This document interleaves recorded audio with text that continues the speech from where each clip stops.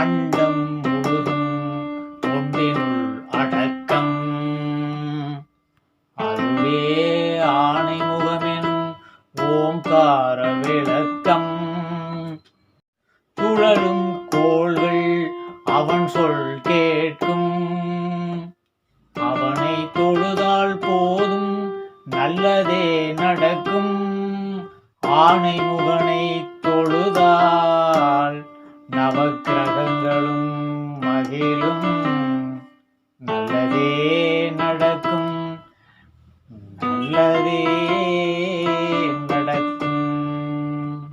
ஒன்பது கோளும் ஒன்றாய் காண பிள்ளையார் பட்டு வர வேண்டும். அங்கு கற்பகம் என்னும் கடவுளின் மெய்யில் உறையும் அவனை தொழ வேண்டும். ஒன்பது கோளும் ஒன்றாய் காண பிள்ளையார் பட்டு வர வேண்டும். பிள்ளையார் பட்டு வர வேண்டும். அங்கு கற்பகம் என்னும் கடவுளின் மெய்யில் உறையும் அவனை தொழ வேண்டும். ஒன்பது கிரகமும் பலவித குணங்களை கொண்டிருக்கும்.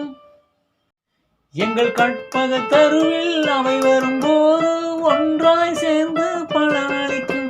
நவகிரக நாயக கணபதி அவன் திருவடி சேர்ந்தால் துயரில்லையே.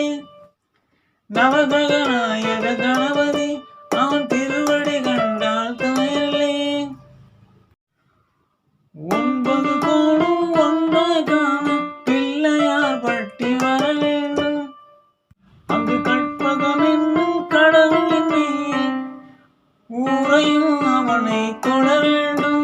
இருளை விளக்கி உலகை எழுப்பும் ஞாயிறு அங்கே குடியிருப்பான்.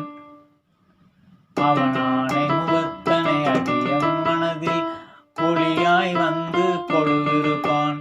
நவகிரக நாயக கணபதியே அவன் திருவடி கொண்டார் துயரில்லையே. ஒன்பது கோளும் ஒன்றாய் காண பிள்ளையார்